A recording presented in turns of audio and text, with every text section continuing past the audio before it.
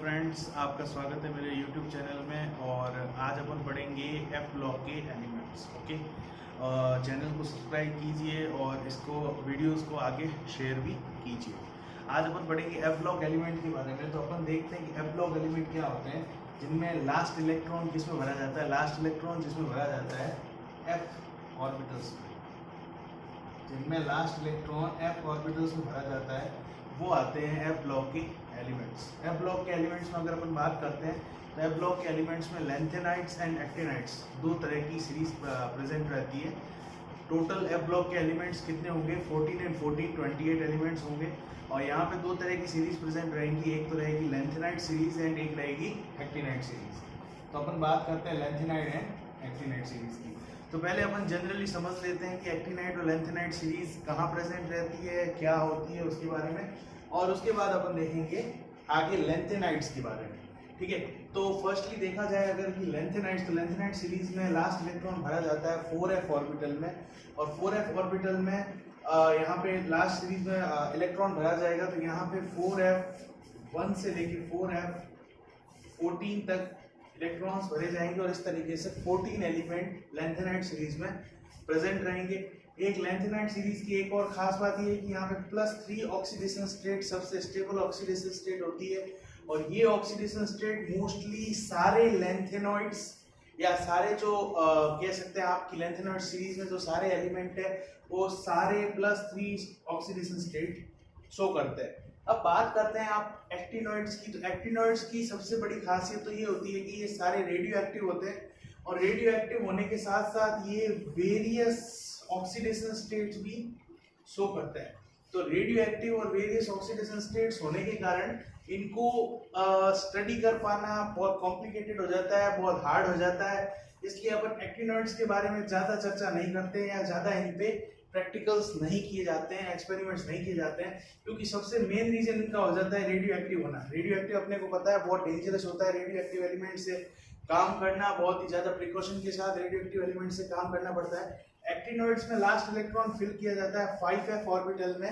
अभी तक अपने को दो ही एफ ब्लॉक के मतलब सीरीज नॉलेज में है। अपने पीरियोडिक टेबल में जो सबसे लास्ट में नीचे की साइड बनते हैं, एक अलग से कॉलम बना के शो किया जाता है अपने पीरियोडिक टेबल में, जिसमें ऊपर तो Ln होता है अपने लेंथेनॉइड और नीचे एक्टिनॉइड सीरीज प्रेजेंट रहती है। उसके बाद अपन बात करेंगे क्या है कि ये तो हो गया लेंथेनॉइड और एक्टिनॉइड के बारे में जनरल इंट्रोडक्शन। उसके बाद पहले अपने को स्टार्ट करना है कि लेंथेनॉइड क्या होते हैं। तो अपन लेंथेनॉइड के बारे में चर्चा करते हैं कि लेंथेनॉइड क्या होंगे। लेंथेनॉइड स्टार्ट होते हैं लेंथेनम से। यहाँ पे लेंथेनम, तो लेंथेनम जो है वो एक डी ब्लॉक का एलिमेंट है, या आप कह सकते हैं कि लेंथेनम जो है अपने डी ब्लॉक में प्रेजेंट रहता है। लेंथेनम के जस्ट बाद वाले सारे एलिमेंट्स जो होते हैं वो यहाँ पे आते हैं सी से लेके ल्यूटीशियम तक, सीरियम से लेके ल्यूटीशियम तक के सारे एलिमेंट जो होते हैं वो लेंथेनॉइड सीरीज में प्रेजेंट रहते हैं। ठीक है, उसके बाद अपन बात करते हैं कि लेंथेनॉइड सीरीज की जो ये बात हुई है अपनी, तो इसमें इलेक्ट्रॉनिक कॉन्फ़िगरेशन, इसका फर्स्ट कैरेक्टरिस्टिक्स पढ़ेंगे अपन। इलेक्ट्रॉनिक कॉन्फ़िगरेशन का मतलब है कि इलेक्ट्रॉन का अरेंजमेंट कैसे है इनके अंदर। तो अपने को पता है कि 4f का नॉर्मल जो इलेक्ट्रॉनिक अरेंजमेंट होता है वो होता है n-2 f1 to 14 n-1d 0 to 1 and ns2। ये अपना जनरल इसका इलेक्ट्रॉनिक कॉन्फ़िगरेशन होता है। तो जब अपन बात करेंगे किसके लिए, लेंथेनॉइड के लिए, तो लेंथेनॉइड्स के लिए जब बात की जाती है तब ये कॉन्फ़िगरेशन लिखा जाता है 4f 1 to 14 5d 0 to 1 and 6s2। 6s2 ये एक ऐसा ऑर्बिटल है जो फिल रहता है सभी लेंथेनॉइड में, फुलफिल रहेगा 6s2। उसके बाद बात की जाती है जैसा अपन ने ऊपर पढ़ा है कि +3 ऑक्सीडेशन स्टेट जो है वो सबसे ज्यादा स्टेबल होती है लेंथेनॉइड में।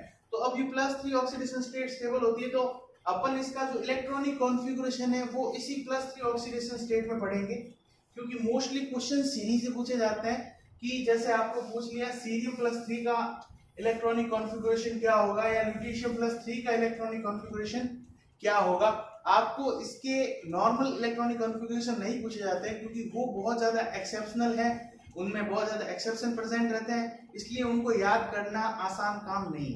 तो अपन यहाँ पे क्या करेंगे कि अपन यहाँ पे सभी को +3 ऑक्सीडेशन स्टेट में काउंट कर रहे हैं, और +3 ऑक्सीडेशन स्टेट में अपन काउंट करके और उसके बाद अपन उसका इलेक्ट्रॉनिक कॉन्फ़िगरेशन लिख रहे हैं।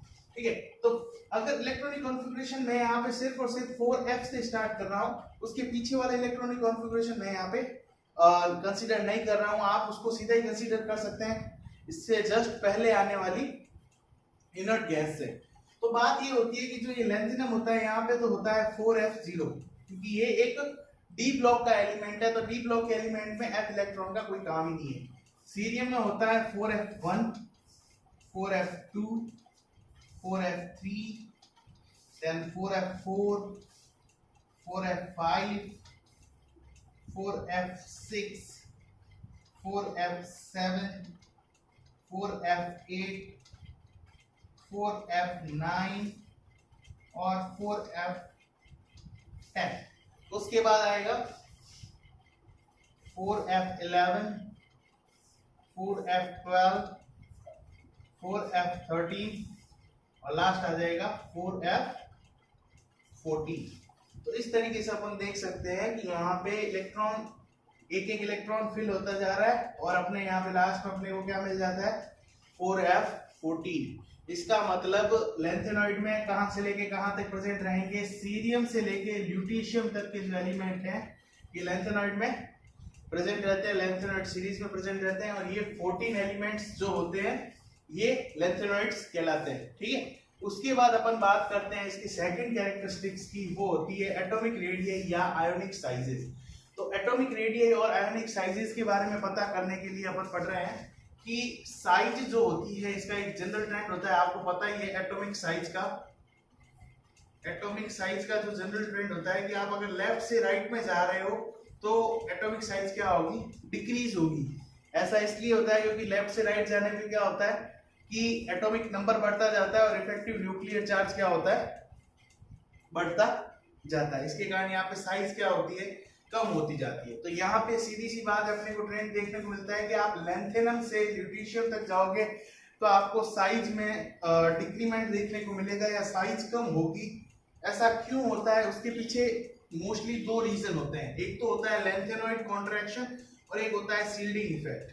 शील्डिंग इफेक्ट मैंने आपको पहले ही बताया था। शील्डिंग इफेक्ट को अपन कैसे एक्सप्लेन कर सकते हैं कि जैसे ये न्यूक्लियस है और न्यूक्लियस कि यहाँ पे ये जो आउटर शेल में इलेक्ट्रॉन है, ठीक है, तो ये जो इलेक्ट्रॉन इसके यहाँ पे पहले से प्रेजेंट है, तो ये यहाँ पे नए आने वाले इलेक्ट्रॉन को क्या करेंगे, आपस में रिपेल करेंगे, और इस रिपल्सन के कारण ये क्या करते हैं कि शील्डिंग इफेक्ट शो करते हैं या शील्ड करते हैं पुराने इलेक्ट्रॉनों को।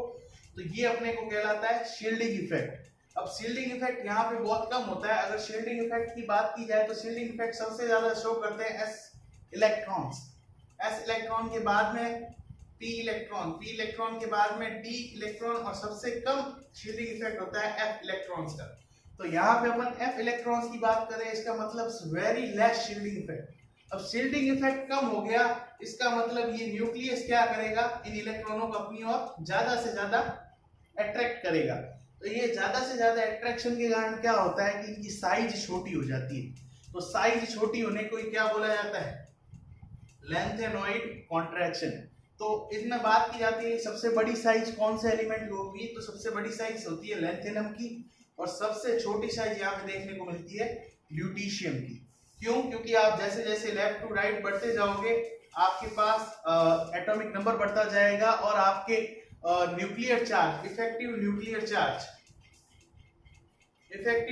चार्ज लगातार बढ़ता जाएगा। इस कारण साइज क्या होती है, छोटी होती जाती है। तो अपने को क्वेश्चन यही पूछा जाता है कि लेंथेनॉइड में सबसे बड़ी साइज कौन से एलिमेंट की होती है, अपन कहेंगे लेंथेनम की, और सबसे छोटी साइज कौन से एलिमेंट की होती है, तो अपन कहेंगे ल्यूटीशियम की। अगर इनमें एक कर्व बनाया जाए, जैसे अपन एक कर्व बनाते हैं, यहाँ पे रख देते हैं अपन आयोनिक रेडियस, और एक साइज अपन रख देते क्या, एटॉमिक नंबर।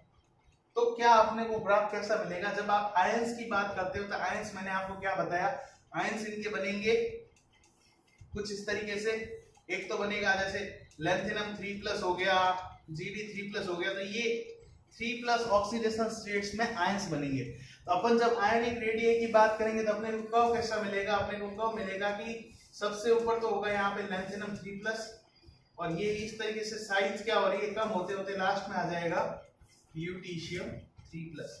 तो जब ये ग्राफ बनता है तो अपने को अपन देख सकते हैं कि यहाँ पे अपने को क्या मिल रहा है, लैंथेनम से ल्यूटीशियम तक साइज क्या हो रही है, ग्रेजुअली डिक्रीज हो रही है, अपने को डिक्रीमेंट देखने को मिल रहा है। अब इसमें एक और क्वेश्चन पूछा जाता है कि 5D एलिमेंट्स जो होते हैं, जो 5D एलिमेंट्स होते हैं उनके साथ लैंथेनॉइड की साइज लगभग समान क्यों होती है या ऑलमोस्ट सिमिलर क्यों होती है? तो उसका रीजन यही है, लैंथेनॉइड कॉन्ट्रैक्शन। लैंथेनॉइड कॉन्ट्रैक्शन होने के कारण क्या होता है कि साइज ज्यादा बढ़ नहीं पाती है, या साइज में क्या होता है कि ज्यादा इंक्रीमेंट नहीं हो पाता है। इस कारण जब ये 4F एलिमेंट खत्म होते हैं तो 5D सीरीज जो होती है उसके साथ ये क्या करते हैं, सिमिलैरिटी शो करते हैं या समानता दर्शाते हैं। ठीक है, तो ये अपने होता है लैंथेनॉइड में दो प्रॉपर्टी, इलेक्ट्रॉनिक कॉन्फ़िगरेशन के बारे में, और एक बात कही है अपने एटॉमिक रेडियस और आयोनिक साइजेस के बारे में। बाकी आप अगर इसमें कुछ डाउट है तो आप कमेंट सेक्शन में लिख सकते हैं आराम से, और इसके आगे वाले टॉपिक्स में अपन नेक्स्ट वीडियो में बढ़ेंगे। तो मिलते हैं नेक्स्ट वीडियो में। Thank you.